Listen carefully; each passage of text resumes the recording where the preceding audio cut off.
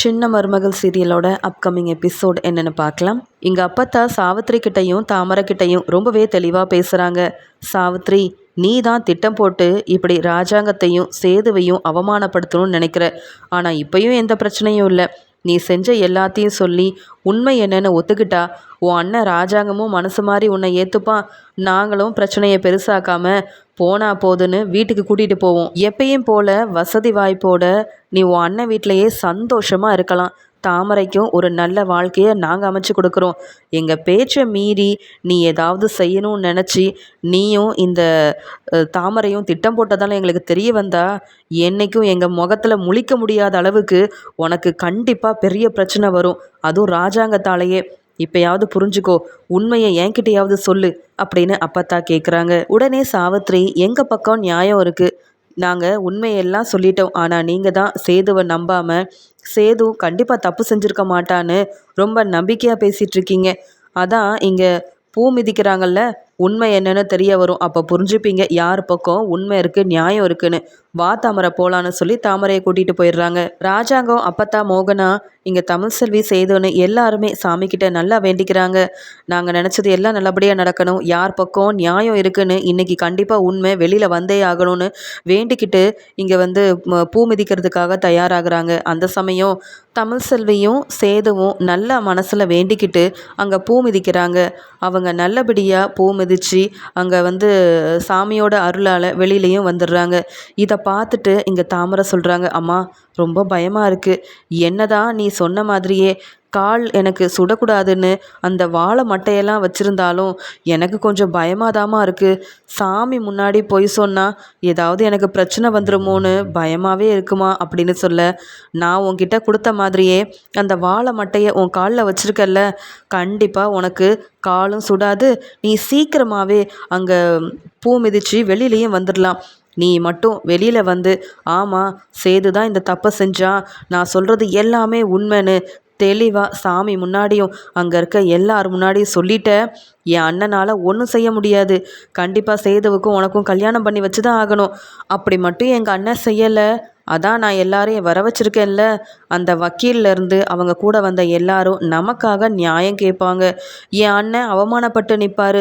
பெரியவங்க எல்லாரும் என் அண்ணனுக்காக பேச மாட்டாங்க, நம்ம பக்கம் நியாயம் இருக்குன்னு பேசி அவங்க கல்யாணத்தை செஞ்சு வைப்பாங்க. அப்படி இல்லை, சேதுவை சும்மா விட மாட்டேன்னு போலீஸ் மூலமாக சரியான ஒரு பதிலை நான் கொடுப்பேன் அப்படின்னு சொல்கிறாங்க.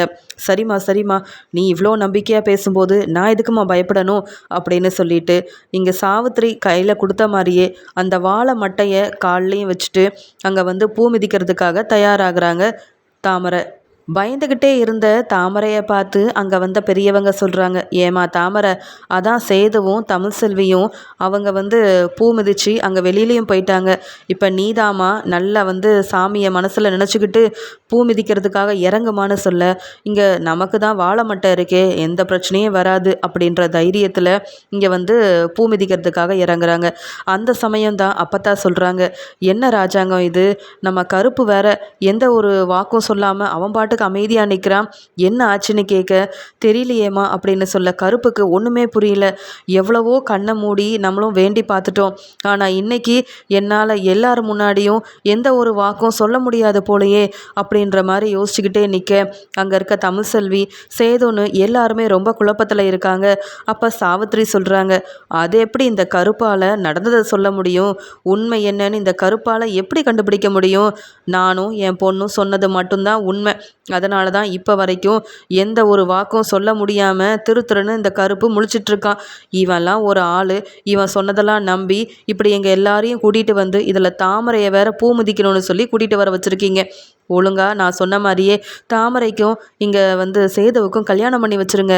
பிரச்சனையை நான் பெருசாக்க மாட்டேன். அண்ணன், நீயும் அவமானப்பட்டு நிற்க மாட்டேன். என் மேலே உனக்கு கோபம் இருக்கலாம், இருந்தாலும் நான் சொல்கிறத கேட்டால் பிரச்சனை முடிஞ்சிரும்னே. அப்படி இல்லைன்னா நீ நினைக்காத எல்லாத்தையுமே உன் தங்கச்சி சாவித்திரி செய்ய நான் தயாராக தான் இருக்கேன் அப்படின்னு சொல்கிறாங்க. இப்படி யார் அருள்வாக்கு சொல்லுவா அப்படின்ற மாதிரி பெரியவங்க எல்லாரும் எதிர்பார்த்துட்ருக்காங்க. உண்மை என்னன்னு இங்கே சாமியே வந்து சொன்னாதான் நமக்கெல்லாம் தெரிய வரும். ஆனால் என்ன நடக்க போதோ தெரியல அப்படின்னு வந்தவங்க, ஊர் மக்கள், ராஜாங்க வீட்டில் உள்ளவங்கன்னு எல்லாரும் எதிர்பார்த்துட்ருக்க போஸ் உடனே இங்கே வந்து ஈஸ்வரி கிட்ட சொல்கிறாங்க, யார் என்ன சொன்னாலும் இன்னைக்கு இந்த சேது அவமானப்பட்டு நிற்க போகிறது உண்மையாக நடக்க போகுதுமா. என்ன இந்த வீட்டில் உள்ளவங்க எவ்வளோ அவமானப்படுத்தினாங்க, நான் எவ்வளோலாம் அழுதேன், இன்றைக்கி அதெல்லாம் சேதுவுக்கு நடக்க போகுது. இப்படிலாம் நடக்கணும்னு ஆசைப்பட்டு தானே இங்கே நான் இதெல்லாம் பார்க்குறதுக்காக வந்திருக்கேன் அப்படின்னு ஈஸ்வரி கிட்ட போஸ் ரொம்ப சந்தோஷமாக சொல்ல, அதுக்கூடனே ஈஸ்வரியும் நாம் நினைக்கிறது நடக்க போகுதா இல்லை ஈஸ்வரி சொன்ன மாதிரியே இந்த தாமரை சேது கல்யாணம் நடக்க போகுதான்னு பொறுமையாக இருந்து தான் பார்க்கணும். இப்போதைக்கு எதை பற்றியும் நம்ம பேச வேண்டாம், நடக்கிறத மட்டும் கவனிப்போம் அப்படின்னு ஈஸ்வரி சொல்கிறாங்க. ஆனால் கருப்பு தான் இங்கே அருள்வாக்கு சொல்வாருன்னு எதிர்பார்த்துட்டு இருந்த நேரத்தில் இங்கே சாமி ராஜாங்கத்துக்கிட்ட பேச இங்கே ராஜாங்க அருள் சொல்ல ஆரம்பிக்கிறாரு, அருள்வாக்கு சொல்ல ஆரம்பிக்கிறாரு. இதை பார்த்த உடனே எல்லாருக்கும் ரொம்ப சந்தோஷமாக இருக்குது. இங்கே உண்மை யார் மூலமாவது வெளியில் வரணும். இன்றைக்கி சாமி இங்கே ராஜாங்கம் மூலமாக உண்மை எல்லாத்தையும் வெளியில் வர வைக்க போகிறாங்க அப்படின்னு பார்த்துட்ருக்க. இதை பார்த்த உடனே ரொம்பவே பயந்துடுறாங்க இங்கே தாமரை. அவங்க காலில் அந்த சாவித்திரி சொன்ன மாதிரி காலில் வாழை மட்டையை வச்சுக்கிட்டு கால் சுடக்கூடாதுன்றதுக்காக அவங்களும் பூ மிதிச்சுக்கிட்டே வரும்போது இங்கே ராஜாங்கம் இங்கே அருள்வாக்கு சொல்கிறாரு, உண்மையை சொல்லு, நீ சொன்னது எல்லாமே உண்மையா? இங்கே சேது மேலே தப்பு இருக்குன்னு சொன்னியே தாமரை, நீ உண்மையை சொல்லி தான் ஆகணும். நீ நிற்கிறது ஏன் முன்னாடி. மற்றவங்க எல்லாரையும் ஏமாற்றலாம், ஆனால் நீ என்ன ஏமாற்ற முடியாது. அது மட்டும் இல்லாமல் இங்கே நியாயமாக இங்கே பூ மிதிக்கும்போது இங்கே சேதுவும் தமிழ் செல்வியும் நல்லா மனசார என்னை வேண்டிக்கிட்டு அவங்க பூ மிதித்து வெளியில் வந்தாங்க. இப்போ கூட உன் காலில் இந்த வாழை மட்டையை வச்சுக்கிட்டு என்னை ஏமாற்றணும்னு நினச்சா அதெல்லாம் சரியாகுமா? நீ மற்றவங்கள ஏமாத்துற மாதிரியே என்னையும் ஏமாற்றலான்னு நினச்சி என் இடத்துக்கே வந்துட்டியா அப்படின்னு தாமரையை பார்த்து இங்கே ராஜாங்கம் கோவமாக பேச ரொம்ப பதட்டத்தில் என்ன செய்யனே தெரியாமல், அம்மா சொன்ன மாதிரியே இந்த வாழை மட்டையை வச்சு நடந்ததை கூட சாமி கண்டுபிடிச்சிட்டாங்கன்னா அப்போ கண்டிப்பாக வசமாக மாட்டிக்கிட்டேன். சேது மேமா மேலே தப்பே இல்லைன்னு சொல்லி சாமிக்கு நல்லா தெரிஞ்சிருக்கும். அதனால தான் என்ன கேள்வி கேட்க இப்படி பேசிகிட்டு இருக்காங்க போல். இப்போ நான் என்ன பதில் சொல்ல? அம்மா அங்கே இருக்காங்க, எனக்கு வேற இங்கே ஒன்றும் முடியாமல் நின்றுட்டுருக்கேனே அப்படின்னு சொல்லி அழ ஆரம்பிக்கிறாங்க. இப்படிலாம் வந்து ராஜாங்க மாமாவே வாக்கு சொல்ல வருவார், இப்படி கேள்வி கேட்பாருன்னு நான் எதிர்பார்க்கவே இல்லையே அப்படின்னு பதட்டத்தில் ரொம்பவே பயந்து போய் சாவித்திரியை பார்த்து அழ ஆரம்பிக்கிறாங்க தாமரை. உடனே சாவித்திரியும் இங்கே பயந்துக்கிட்டே, தாமரை நீ அமைதியாரு, நீ முதல்ல அங்கே பூ மிதிச்சுட்டு சீக்கிரமாக வெளியில் வா, உண்மையை மட்டும் சொல்லு. அம்மா சொன்ன ஞாபகம் இருக்குல்ல, யார் வந்து கேட்டாலும் நீ உண்மையை தான் சொல்லணும். நம்ம பக்கம் நியாயம் இருக்கிறது இங்கே உள்ளவங்களுக்கும் சாமிக்கும் புரியணும். தெளிவாக சொல்லிட்டு வெளியில் வா தாமரை அப்படின்னு சொல்ல, தாமரை சரிம்மா அப்படின்னு சொல்லி இங்கே ராஜாங்கம் முன்னாடி சாமி முன்னாடி இங்கே ரொம்ப பதட்டமாகவே இருக்கிற தாமரையும் சாவித்திரி இருக்கிற தைரியத்தில் பொய் சொல்ல ஆரம்பிக்கிறாங்க. நான் சொன்னது எல்லாமே உண்மைதான், நான் பொய் சொல்லவே கிடையாது. நான் சொன்ன மாதிரி இங்கே சேது மாமா என்னை ஏமாற்றிட்டாரு. இப்போ எனக்கு வாழ்க்கை கொடுக்க சொன்னால் அவருங்க தமிழ் செல்வி கூட தான் வாழ்வேன்னு என்னை பற்றி யோசிக்காமல் என்னை கல்யாணம் பண்ணிக்காமல் ஏமாற்றணும்னு நினைக்கிற இந்த சேது மாமா நிறைய தப்பு செஞ்சிட்டாரு. என் வாழ்க்கையில் பிரச்சனை வர காரணமே சேது மாமா தான் அப்படின்னு ரொம்பவே அழுகிறாங்க. இதை கேட்டுட்டு இங்கே சாமியால் தாங்கிக்க முடியல. உடனே ராஜாங்கம் சொல்கிறாரு, போதும், இதுக்கு மேலே நீ பொய் சொன்ன, அவ்வளவுதான். நீ சொன்னது எல்லாமே பொய். எல்லாரையும் ஏமாத்துற மாதிரி என்ன ஏமாத்தாத. நீ நிற்கிறது இப்போ என் இடம். உண்மையை சொன்னால் மட்டும்தான் உனக்கு நல்லது நடக்கும், உன் குடும்பத்துக்கும் நல்லது நடக்கும். ஆனால் தப்பே செய்யாத சேது மேலே பொய்யான ஒரு விஷயத்த சொல்லி நம்ப வைக்கலாம் நினைக்காத. நான் நம்ப மாட்டேன்.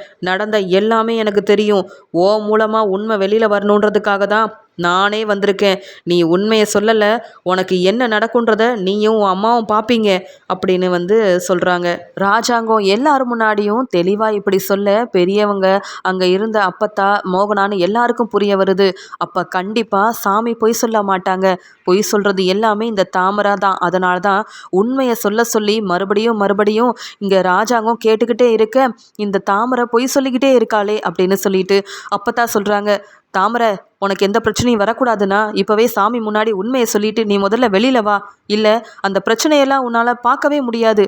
பிரச்சனை வந்தால் அதுவும் சாமி முன்னாடி உன்னால் தாங்கிக்கவும் முடியாது அப்படின்னு சொல்லும்போது உடனே இதை தாங்கிக்க முடியாத தாமரை என்ன செய்யன்னு யோசிக்கிறாங்க. அந்த சமயம் தாமரைக்கு தானாகவே கால் சுட ஆரம்பிக்குது. அவங்க யோசிக்கிறாங்க, அம்மா சொன்ன மாதிரியே காலில் வாழை மட்டையெல்லாம் வச்சேன், ஆனால் எப்படி இப்படி எனக்கு காலெல்லாம் சுட ஆரம்பிக்குது, என்னன்னே தெரியலையே. சாமி முன்னாடி பொய் சொல்ல போய் தான் இப்படியெல்லாம் நடக்குது போல. இந்த சூடெல்லாம் என்னால் தாங்கிக்க முடியல. பேசாமல் உண்மையை சொன்னால் மட்டும்தான் என்னால் வெளியில் போக முடியும்.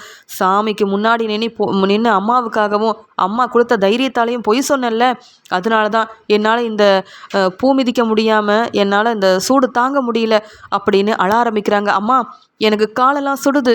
நீ சொன்ன மாதிரியே வாழை மட்டையை வச்சுருந்தோம், எனக்கு சூடு தாங்கலம்மா அப்படின்னு தாமரை அழ ஆரம்பிக்க பெரியவங்கள்லாம் புரிஞ்சுக்கிறாங்க. அப்போ பூ மிதிக்கிறதுக்காக சேது தமிழ் செல்வி மாதிரி இல்லாமல் வாழை மட்டையெல்லாம் காலில் வச்சுட்டு தான் வந்திருக்கா போல் இந்த தாமரை.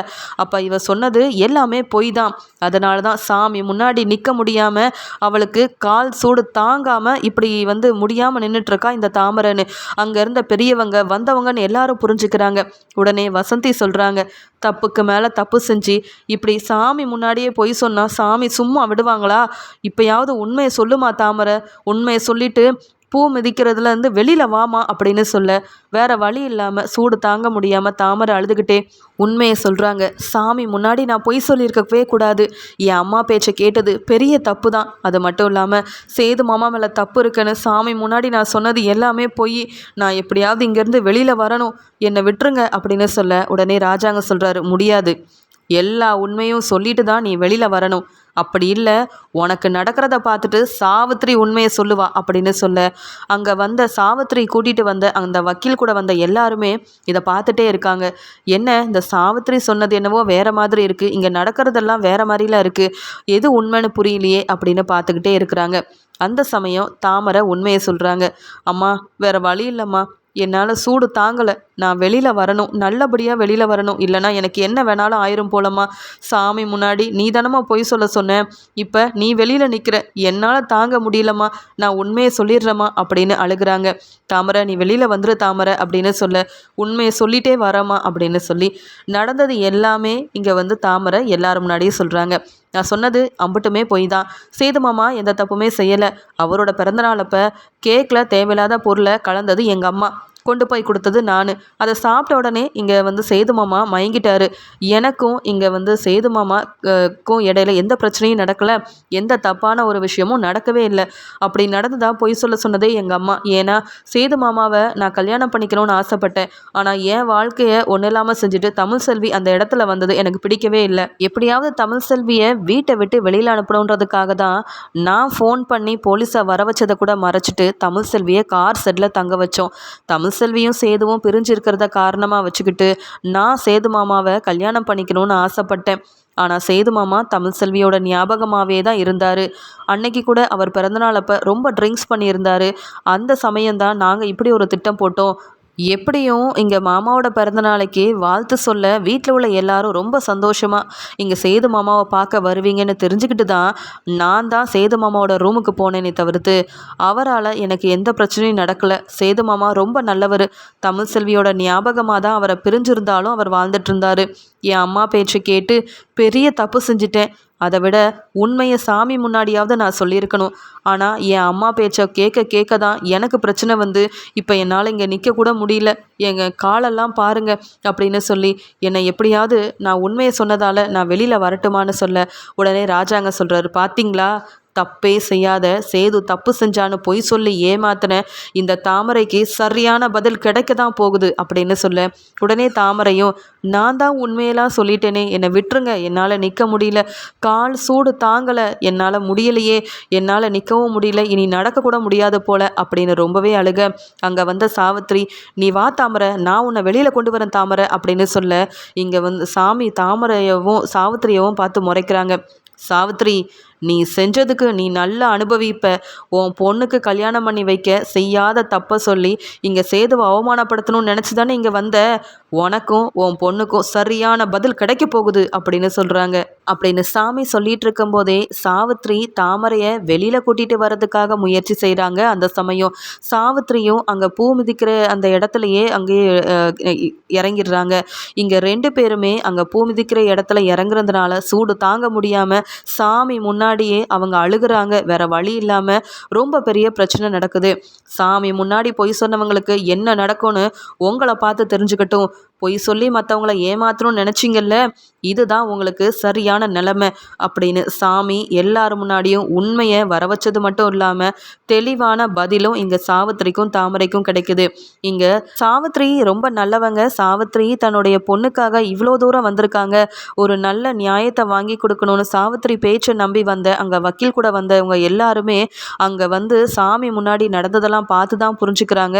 சேது மேலே தப்பு இல்லை, சாவித்ரி தாமரை செஞ்சதுக்கு தான் அவங்களுக்கு சரியான பதில் கிடச்சிருக்கு. இந்த சாவித்திரியை நம்பி வேற வந்துட்டோமே அப்படின்னு சொல்லி யோசிக்கிறாங்க. அங்கே உள்ள பெரியவங்க வந்து சொல்கிறாங்க, சேது உன் மேலே தப்பே இல்லைன்னு சாமியை நிரூபிச்சிட்டாங்கப்பா. இனி நீ யாருக்கும் பதில் சொல்ல வேண்டிய அவசியம் இல்லை. தப்பு செஞ்சவங்களுக்கு சரியான பதில் கிடச்சிருக்கு. ஆனால் நீ எந்த தப்புமே செய்யலை. இனி தமிழ்செல்வி கூட சந்தோஷமாக நீ வாழ்க்கையை ஆரம்பி. அது மட்டும் இல்லாமல் சாமி முன்னாடியே உனக்கு நியாயம் கிடச்சிருக்கு சேது அப்படின்னு பெரியவங்க எல்லாருமே இங்கே சாமிக்கு நன்றி சொல்கிறாங்க.